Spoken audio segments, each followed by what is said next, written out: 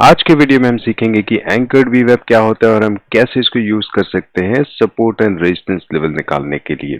But anchored वीवेब को समझने से पहले जो उसका अंडरलाइंग इंडिकेटर है जिसके ऊपर एंकर्ड वीवेब बना हुआ है हम उसको समझते हैं, वो है वीवेब। मोस्टली सभी लोगों ने वीवेब को कभी न कभी यूज किया होगा या देखा होगा, सुना होगा, और स्पेशली जो इंट्राडे ट्रेडर्स हैं उनमें काफी पॉपुलर है वीवेब। हम थोड़ा सा बेसिक समझते हैं कि वीवेब क्या होता है, कैसे इसकी कैलकुलेशन होती है, तो आपको पता चलेगा कि क्यों ये इफेक्टिव है। जब भी किसी चार्टिंग टूल में आप वीवेब को लगाते हो तो आपके पास ऑप्शंस होते हैं कि वीवेब की कैलकुलेशन किस प्राइस पे की जाए। जो डिफॉल्ट वैल्यू होती है उसको बोलते हैं HLC3। HLC3 का मतलब होता है हाई, लो, क्लोज, तीनों को जोड़ के 3 से डिवाइड कर दो तो वो HLC3 होता है। इसको वीवेब की कैलकुलेशन में हम टिपिकल प्राइस बोलते हैं। ये सिर्फ हाई भी हो सकता है, ये सिर्फ लो भी हो सकता है, और आप सिर्फ इसको क्लोज बेसिस पे भी ले सकते हो। ये सब ऑप्शंस उसमें आपके पास होते हैं चार्टिंग टूल में। मैं अभी ट्रेडिंग में दिखाऊंगा आपको, then you will fully understand. तो अगर मैं डिफॉल्ट वीवेब यूज करता हूँ तो मोस्ट चार्टिंग टूल्स में मुझे वो HLC3 की कैलकुलेशन में मिलेगा। तो एक बार जब टिपिकल प्राइस निकल जाती है तो इसकी आगे की कैलकुलेशन करते हैं। आगे की कैलकुलेशन क्या होती है? Cumulative of the typical price multiplied by volume. जो आपने टिपिकल प्राइस निकाला उसको वॉल्यूम से मल्टीप्लाई किया, टिपिकल प्राइस ये ऊपर वाला है, इसको वॉल्यूम से मल्टीप्लाई किया और उसको क्यूमुलेटिव वॉल्यूम से डिवाइड कर दिया। क्यूमुलेटिव वॉल्यूम क्या होता है? हर एक कैंडल में पिछली जितनी भी कैंडल आई हैं उन सबके वॉल्यूम को ऐड कर देना। और cumulative price, cumulative typical price क्या होगा? जितनी भी हर एक अभी की कैंडल से पहले की जितनी भी कैंडल्स की जो प्राइस आई है उन सब की वैल्यू को उसमें ऐड कर देना। That is called cumulative. वैसे तो आपको कैलकुलेट करके देखने की जरूरत नहीं है कि क्या ये वाकई में ऐसे ही होता है, क्योंकि सारे चार्टिंग टूल्स ने आपके लिए सब ऑटोमेट कर दिया है। लेकिन फिर भी अगर आप समझना चाहते हो कि कैसे कैलकुलेट होता है या आप इसको खुद कोड करना चाहते हो तो मैं आपको एक सिंपल एक्सेल शीट में इसका कैलकुलेशन दिखाता हूँ। अगर 9:15 की फर्स्ट कैंडल है और 5 मिनट के चार्ट पे मैं इसे कैलकुलेट कर रहा हूँ तो मैं हाई, लो, क्लोज तीनों को सम करूंगा और HLC3 निकालूंगा, यानी कि B2 to B4 मैंने सम किया, डिवाइड बाय 3 किया, तो this is my typical price आ गई। जो ठीक है, उस टिपिकल प्राइस में अब मैं क्या करूंगा? पहले वॉल्यूम लेंगे और फिर निकालेंगे क्यूमुलेटिव वॉल्यूम। क्योंकि ये फर्स्ट कैंडल है, इससे पहले कोई और कैंडल नहीं है, तो क्यूमुलेटिव वॉल्यूम भी सेम ही होगा। और जब क्यूमुलेटिव वॉल्यूम आ जाएगा तो मैं उसको टिपिकल प्राइस से मल्टीप्लाई करूंगा। ठीक है, और पिछली जितनी कैंडल्स पे जो वैल्यू आई है उन सबको ऐड करूंगा। क्योंकि ये पहली कैंडल है तो ये सब सेम ही होगा, लेकिन जब मैं दूसरी कैंडल पे जाऊंगा तो आप देखेंगे कि जो है जब मेरा टिपिकल प्राइस आया, ये वॉल्यूम आया, तो जब क्यूमुलेटिव वॉल्यूम है which is B7 plus C6, यानी कि इसको और इसको मैंने ऐड करूंगा तो मुझे मिलेगा ये value which is now cumulative volume, यानी कि पिछली कैंडल को वॉल्यूम इसमें जोड़ दिया। और जब मैं यहाँ आऊंगा तो मैं इस क्यूमुलेटिव वॉल्यूम और इस नए कैंडल के वॉल्यूम को जोड़ दूंगा, तब जाके मुझे प्राइस मिलेगी। This is called cumulative volume. इसको हर बार मैं टिपिकल प्राइस से मल्टीप्लाई करता चला जाऊंगा। जो इस रो में है मेरे पास, टिपिकल प्राइस से मल्टीप्लाई करूंगा और क्यूमुलेटिव कर दूंगा। क्यूमुलेटिव मतलब पिछली कैंडल पे ये जो वैल्यू आई थी इसको इस कैंडल की वैल्यू से ऐड करूंगा तो मुझे ये मिलेगा। ठीक है, और इन सब को जब मैं क्यूमुलेटिव, हमारे फॉर्मूला के हिसाब से क्यूमुलेटिव वॉल्यूम से जब डिवाइड कर दूंगा, जो कि यहाँ पे है, तो जो वैल्यू आएगी उसको हम बोलते हैं वीवेब। और ये हर एक कैंडल पे कैलकुलेट होते चले जाएगा based on your time frame of the chart. 5 minutes है, 10 मिनट्स, 15 मिनट, 30 मिनट्स, हर एक बार वो कैलकुलेट होता चला जाएगा और आप उस लाइन को वहां पे प्लॉट होता हुआ देखोगे। जरूरी नहीं है आपके लिए वैलिडेट करना, लेकिन मेरे जैसे कुछ लोग होते हैं जिनको कीड़ा होता है खुद चीजों को कोड करने का, चीजों को समझने का कि क्या ये वाकई में ऐसे कैलकुलेट हो रही है, तो आप इसको ट्राई कर सकते हो और अपना खुद का वीवेब कोड कर सकते हो। ठीक है, कुछ वीवेब की बेसिक कैरेक्टरिस्टिक समझते हैं, उसके बाद हम एंकर्ड वीवेब पे जाएंगे। वीवेब क्या होता है? Average price of a stock weighted by the volume of trades. जैसा मैंने बताया अभी, जैसे हमने करके बताया, एवरेज प्राइस लिया हमने और उसमें वॉल्यूम की वैल्यू को जोड़ दिया, तो जो उन दोनों के कॉम्बिनेशन से मिलके बना वो है volume weighted average price. Unlike moving averages, वीवेब में वॉल्यूम भी जुड़ा हुआ होता है, ये आपको समझ आएगा। मूविंग एवरेज तो सिर्फ प्राइस का एवरेज होता है, इसमें हम वॉल्यूम का एवरेज भी जोड़ देते हैं। इंट्राडे डेटा यूज करता है क्योंकि हर कैंडल पे कैलकुलेट होता है इंट्राडे में, और जैसे ही डे खत्म होता है नेक्स्ट डे से फिर से जीरो से स्टार्ट होती है फर्स्ट कैंडल से इसकी कैलकुलेशन, इसलिए इंट्राडे इंडिकेटर है। आप मोस्ट चार्टिंग टूल्स में जैसे ट्रेडिंग में आपको ये डेली बनता हुआ दिखा देता है, लेकिन होता है इंट्राडे, इसकी कैलकुलेशन डे फर्स्ट कैंडल से स्टार्ट होती है। Evaluate if the current price of a stock is over priced और अंडर प्राइस्ड।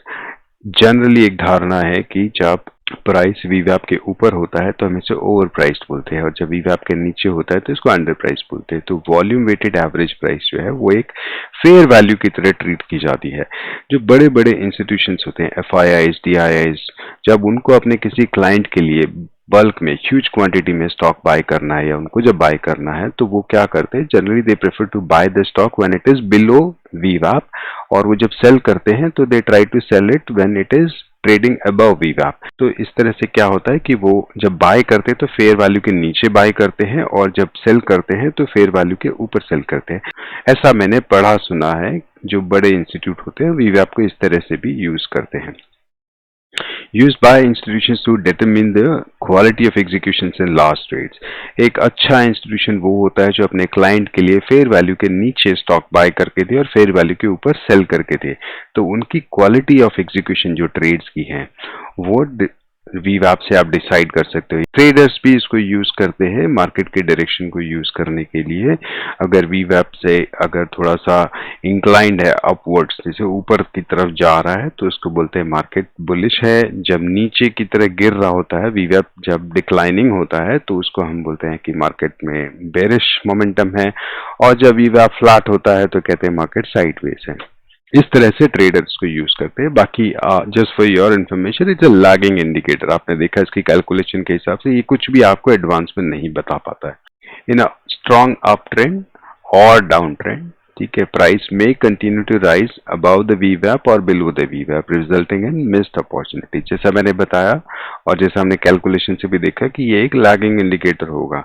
तो कई बार ऐसा होता है कि कुछ लोग सोचते हैं कि मैं फेयर वैल्यू पे बाय करूंगा, लेकिन प्राइस वीवैप पे आती ही नहीं पूरे दिन। वीवैप इंक्लाइंड होता है, ठीक है, या तो ऊपर की तरफ जा रहा होता है, नीचे की तरफ कभी भी फ्लैट नहीं हुआ, तो उस वक्त फिर आप पूरे दिन सिर्फ प्राइस को ऊपर या नीचे जाते हुए देखते रह जाते हो और कोई ट्रेड नहीं ले पाते हो। ठीक है, तो वीवैप आपको क्लियर हुआ। अब जल्दी से हम वीवैप को जाके चार्ट पे देखते हैं, उसके बाद हमारे मेन टॉपिक पे आएंगे जिसका नाम है ए वीवैप, एंकर्ड वीवैप।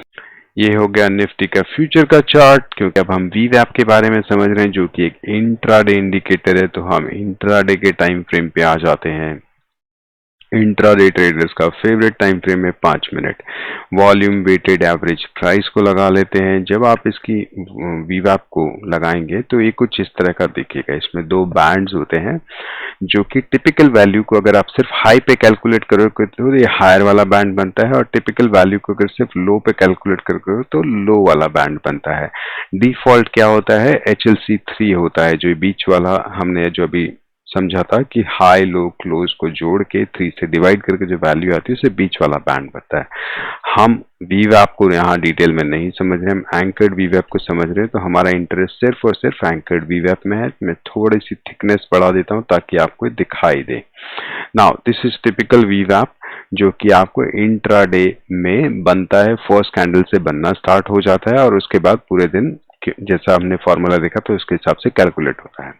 कुछ चीजें जैसा मैंने बताया, जो इंस्टीट्यूशंस होते हैं दे prefer to bye stock when it is below वीवैप and they prefer to cell when it is above वीवैप। जो टिपिकल थ्योरीज है मार्केट में वीवैप को लेकर कि जो प्राइस है जब भी वीवैप से दूर जाता है तो इट्स वेरी लाइकली कि वापस वीवैप पे आएगा। कई बार ऐसा होता है कि ऐसा नहीं भी हो, जैसे अगर आप ये वाला एग्जांपल देखो तो इसमें पूरे दिन प्राइस वीवैप पे नहीं आई। टिपिकल थ्योरीज जो है मार्केट में ये होती है कि जब भी प्राइस वीवैप से बहुत दूर होती है, चाहे ऊपर हो या नीचे हो, जब भी दूर होती है तो मीन रिवर्सल ट्रेड किए जाते हैं, क्योंकि बहुत चांसेस होते हैं कि प्राइस वापस वीवैप पे आ जाएगी। ठीक है, ये देखो ऐसे मीन रिवर्सल ट्रेड्स किए जाते हैं, क्योंकि फेयर वैल्यू जो होती है वो वीवैप के पास मानी जाती है। तो जब भी प्राइस फेयर वैल्यू से बहुत दूर चली जाती है तो मीन रिवर्सल ट्रेड यानी कि वापस प्राइस के वीवैप के आने का ट्रेड किया जाता है, चाहे ऊपर हो या नीचे हो। कुछ इस तरह से वीवैप को काफी इंट्राडे ट्रेडर्स यूज करते हैं। अभी आज के वीडियो में हम वीवैप नहीं समझ रहे हैं, हम अपने मेन टॉपिक पे चलते हैं जिसका नाम है एंकर्ड वीवैप। जैसा कि मैंने बताया था कि वीवैप जो है, वीवैप की कैलकुलेशन कैसे होती है, first day of the candle से स्टार्ट होती है। लेकिन अगर मैं ये नहीं चाहता हूँ, मैं बड़े टाइम फ्रेम पे खेलना चाहता हूँ, यानी कि मैं over the period of 3 months 5 months मैं देखना चाहता हूँ कि निफ्टी के सपोर्ट एंड रेजिस्टेंस लेवल्स कहाँ हैं, तो उस केस में वीवैप की जगह मैं क्या यूज करूंगा, एंकर्ड वीवैप यूज करूंगा। तो पहले तो मैं वीवैप को यहाँ से हटा देता हूँ और मैं आ जाता हूँ से डेली चार्ट पे, ठीक है, और why daily, let's go to weekly chart पे आ जाता हूँ। मैं बड़े टाइम फ्रेम से स्टार्ट करते हैं, फिर स्लोली स्लोली हम छोटे टाइम फ्रेम पे आएंगे, ठीक है। एंकर्ड वीवैप क्या होता है, ये आपको यहाँ पे मिलेगा, इंडिकेटर्स में मिलेगा आपको, यहाँ पे एंकर्ड वीवैप होता है, ठीक है। मेरे यहाँ फेवरेट्स में लगा हुआ है तो मैं यहाँ से यूज कर लूंगा डायरेक्टली। तो अभी हम चलते हैं, ये निफ्टी का क्या है, फ्यूचर का वीकली चार्ट है। अच्छा, एंकर्ड वीवैप का एंकर जो है ना, एंकर कहाँ लगाते हैं, तो वो बहुत इंपॉर्टेंट है। मेरा फेवरेट तरीका है swing highs and swing lows पे, जो major swing highs and major swing lows है, वहां पे हमें एंकर्ड वीवैप को लगाना चाहिए। अगर मैं आपसे पूछूं कि ये देखो, यहाँ पे बहुत साल पहले जब निफ्टी फ्यूचर स्टार्ट हुआ होगा 2008-9 में, एक यहाँ पे स्विंग का लो बना था, तो मैं क्या करूंगा, इसको सेलेक्ट करूंगा और इस लो पे लगा दूंगा। तो ये इसका कैलकुलेशन कैसे हुआ था, HLC डिवाइडेड बाई 3, HLC 3। अगर मैं इसको बोलूंगा, अगर मैं इसका कैलकुलेशन टिपिकल प्राइस क्लोज पे रखता तो जहां ये क्लोज हुआ है वहां से स्टार्ट होता, लो रखता तो यहां से स्टार्ट होता। HLC 3 यहाँ पे आ रही है टिपिकल प्राइस, तो यहाँ से ऐसा दिखेगा आपको। कहाँ से स्टार्ट हो रहा है इससे में फर्क नहीं पड़ता, क्योंकि हम इसको यूज करते हैं फ्यूचर की सपोर्ट रेजिस्टेंस निकालने के लिए। तो अगर आप गौर से देखोगे कि जब निफ्टी मंथ, ये वीकली चार्ट है, बहुत टाइम बाद देखो निफ्टी जब वापस इस पे आया तो कहां से सपोर्ट लिया इसने, फिर से एंकर, जो हमने एंकर डाला था पहले वाला, उस एंकर के वीवैप की लाइन से। ये अच्छा, ये बहुत पहले से प्लॉट हो रही होती है। जब प्राइस यहाँ आती है, फिर यहाँ पे एक उसने वो क्लासिक बुलिश डाइवर्जेंस बनाया होगा और इस तरह से आगे मूव किया, देखो फिर से वहीं से सपोर्ट लिया है।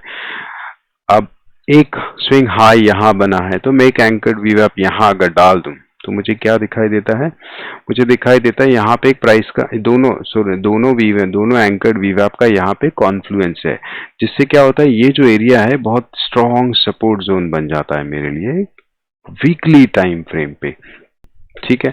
तो कुछ इस तरह से अगर हम सपोर्ट, अब देखो जैसे ये मेरे लिए एक सपोर्ट जोन बन गया, ठीक है।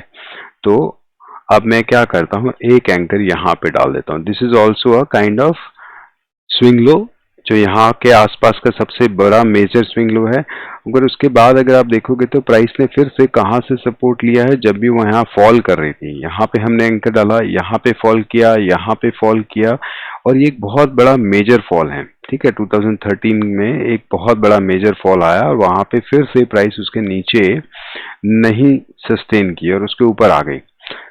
तो एक बहुत बड़े टाइम फ्रेम पे भी मुझे एंकर्ड वीवैप से एक सपोर्ट जोन्स मिलते हैं। अब मैं क्या कर सकता हूँ, this can be my support zone, ठीक है। एक और मेजर स्विंग लो मुझे मिला है, तो मैं एक और एंकर यहाँ पे डाल सकता हूँ जो मुझे आगे के उसके जस्ट थोड़ी देर बाद का एक सपोर्ट बता दिया। फिर से प्राइस यहाँ आ रही है, इसके नीचे सस्टेन नहीं की, फिर से ऊपर चली गई। कुछ इस तरह से हम इसको यूज करते हैं, ठीक है। अगर आप गौर से देखोगे, this was the fall of Covid. अगर आप कोविड का फॉल देखोगे, तो अगर आपने एंकर डाले हुए होते थे पहले से, तो आप देखोगे कि कोविड का फॉल, पहला जो एंकर्ड वीवैप है, ये पूरा वीकली चार्ट है, पूरा वीक फॉल किया और यहाँ पे विक बना के वापस गया। It took major support from this anchored वीवैप, लेकिन फॉल बहुत बड़ा था। उसके बाद फिर से एक और फॉल आया next week. Look at this, लेकिन ये जो एंकर्ड वीवैप है दूसरा वाला, जो यहाँ से स्टार्ट हुआ था, यहाँ से उसने फिर से उसको सपोर्ट दिया और इसके बाद प्राइस यहाँ से नीचे नहीं गई। तो अब क्या हो सकता है मेरे लिए ये एक बहुत बड़ा मेजर सपोर्ट, एक बड़ा स्विंग लो बन गया। I can plot another anchor here, ठीक है, विच मे कम इन टू प्ले इन फ्यूचर। अगर प्राइस कभी यहाँ पे आती है, किसी इन दोनों का कोई कॉन्फ्लुएंस हो जाए, किसी स्विंग लो का और इसका, तो that will act as a major support और रेजिस्टेंस। अभी क्या होता है, थोड़ा चार्ट को क्लीन रखने के लिए मैं इन सबको हटा देता हूँ। Let's go to daily chart. अब हम चलते हैं डेली चार्ट पे। उससे पहले अगर मुझे देखो यहाँ पे ये पूरा आने के बाद एक मेजर स्विंग हाई मिला, तो अगर मैं यहाँ से इसको प्लॉट करूं तो मुझे क्या दिखाई देता है, देखो फिर से वही सपोर्ट जो लेवल्स हैं वो मुझे इस एंकर्ड वीवैप में दिखाई देते हैं। जब प्राइस ने रिट्रेसमेंट लिया, यहाँ पे ही सपोर्ट लिया उसने, एंड दिस इज वीकली, या लगभग एक महीना प्राइस यहाँ पे रहा, सस्टेन किया और उसके बाद ऊपर गया, फिर से वो यहाँ आया, फिर से यहीं से उसने सपोर्ट लिया और ऊपर चला गया। Now this becomes my again another major support. See ये यहाँ पे मैंने एक और एंकर डाला, जब प्राइस ऊपर गया फिर से फॉल हुआ, कहाँ से सपोर्ट लिया उसने, एग्जैक्टली इसी एंकर्ड वीवैप से सपोर्ट लिया। और ये बहुत बड़े टाइम फ्रेम की बात कर रहा हूँ, हम इसको छोटे छोटे टाइम फ्रेम पे भी लेके जाएंगे। जैसे let's go to daily time frame. अब हम डेली चार्ट पे हैं, ठीक है। अब अगर हम डेली चार्ट पे देखें तो this was a big swing low. अगर मैं यहाँ पे एक एंकर डाल दूं, ठीक है, तो क्या होगा, अभी यहाँ पे एक बार भी फॉल नहीं की है प्राइस, लेकिन अगर प्राइस फॉल करती है तो इट्स वेरी लाइकली कि यहाँ से वो सपोर्ट ले लेगी। जैसे अभी निफ्टी गिर रहा है, अगर और गिरते चले जाता है और ये थोड़ा थोड़ा ऊपर जाएगा तो यहाँ पे क्या बन जाएगा, एक बहुत बड़ा सपोर्ट जोन बन जाएगा। Look at this one first, right. और हो सकता है उसके बाद यहाँ बने, तो जहाँ पे कॉन्फ्लुएंस हो, अगर ये भी ऊपर आ गया और ये नीचे आ रहा है, यहाँ कॉन्फ्लुएंस हुआ, तो ये एक बहुत इंपॉर्टेंट सपोर्ट लेवल हो जाएगा। This also looks okay type swing low. तो अगर आप देखोगे यहाँ से सपोर्ट, यहाँ से सपोर्ट, यहाँ से सपोर्ट, यहाँ पे स्ट्रगल हुआ, स्ट्रगल के बाद सपोर्ट लिया, ऊपर चला गया, फिर यहाँ आया, इसके नीचे आया, फिर यहीं से रिवर्सल दे दिया। So this is again acting like an anchor, acting like a good support zone for us. अभी कहाँ खड़ा, उस सपोर्ट जोन को तोड़ा है। पिछली बार इसी एंकर्ड वीवैप से इसने कितनी बार देखो सपोर्ट लिया है, तो हो सकता है निफ्टी का फॉल यहाँ रुक जाए और ये यहाँ से सपोर्ट ले ले, एक और स्विंग बनाए, ठीक है। और हो सकता है यहाँ से टूट के इस पे आ जाए, we don't know, we will have to wait and see. But you see anchored वीवैप is actually helping us to know कि कहाँ कहाँ पे थोड़ा सपोर्ट मिलेगा। अब हम इसको थोड़ा और नीचे जाते हैं, यानी कि हम छोटे टाइम फ्रेम पे जाते हैं। हम जब इसको और छोटे टाइम फ्रेम पे जाएंगे तो आपको समझ आएगा कि आप इसको एक घंटे के चार्ट पे कैसे यूज कर सकते हैं, छोटे टाइम फ्रेम पे आप इसको कैसे यूज कर सकते हैं, जहां पे आप डेली वाले वीवैप के भरोसे नहीं बैठे हैं जो हर दिन फर्स्ट कैंडल से इसके से जीरो से स्टार्ट होता है। Now this is the latest high अगर मेरा लगा है, और अगर मैं यहाँ पे एक एंकर डाल दूं, ठीक है, ये मैंने यहाँ पे एक एंकर प्लॉट किया, इसका मैं क्या करता हूँ, थोड़ा कलर चेंज कर देता हूँ तो हमें अलग से दिखाई दे। Look at this, where this took support from. अगर आप बोलोगे ये वाला सपोर्ट, ये वाला सपोर्ट, मैं आपको बताऊं, अगर आप और थोड़ा नजदीक जाओगे ना तो you will be able to identify these supports also. जैसे यहाँ आने के बाद क्या हुआ, एक स्विंग हाई बना और फिर एक swing lower, this is a swing high. अगर मैं एक एंकर यहाँ पे डाल दूं तो यू विल सी कि मैं इस सारे रेजिस्टेंस को भी कैच कर पा रहा हूँ। यू सी दिस, ये सारी कैंडल्स को नहीं ब्रेक कर पाई because there was an anchor here, there was a big volume weighted average यहाँ पे निकल के आ रहा है, इस जोन पे निकल के आ रहा है। ये जो लाइन है बेसिकली आपको वॉल्यूम वेटेड एवरेज एक ड्यूरेशन पे बता रहा है, जहां से हमने एंकर डाला वहां से उसकी कैलकुलेशन स्टार्ट करके बता रहा है। अगर मैं एक एंकर यहाँ डाल दूं जो कि एक अनदर एक स्विंग हाई है, तो आपको लगता है मैं इसको पकड़ पाता? यहाँ पे एक बहुत पुराना डेली चार्ट का एंकर्ड वीवैप आ रहा है, डेली या वीकली, कोई पास्ट का आ रहा है, ठीक है, यहाँ पे आ रहा है डेली चार्ट का एंकर्ड वीवैप आ रहा है। अगर यहाँ पे मैं एक एंकर डालूं और इसके साथ कॉन्फ्लुएंस हो जाए तो ये बहुत स्ट्रॉन्ग रेजिस्टेंस होता। लुक एट दिस, इसने यहां से ही रिजेक्शन लिया, मैंने यहां से डाला, तो छोटे टाइम फ्रेम पे भी जब मैं एंकर वीवैप डाल रहा हूं तो मुझे छोटे टाइम फ्रेम पे छोटे लेवल पे सपोर्ट एंड रेजिस्टेंस बता रहा है। अगर मैं इसको से 15 मिनट पे जाऊं, ठीक है, एक और चीज समझते हैं।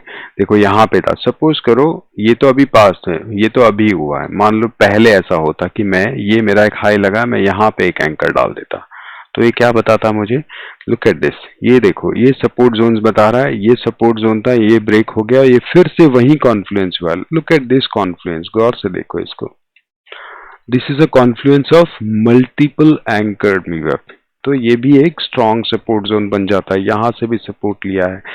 अगर मैं इसको और छोटे टाइम फ्रेम पे लेके जाऊं, एक बार के लिए मैं थोड़ा सा इसको हटा देता हूं, बहुत सारे हो गए ना बहुत सारे हो गए। अगर मैं इसको और छोटे, सपोज करो 15 मिनट्स के टाइम फ्रेम पे लेके जाता हूँ, look at this how easy it was for me to trade it. लेकिन अगर मैं सिर्फ वीवैप यूज कर रहा होता, वहां से शुरू होता, यहाँ खत्म हो गया था, एक ही दिन में खत्म हो जाता, यहाँ से शुरू होता और यहाँ कहीं खत्म हो जाता।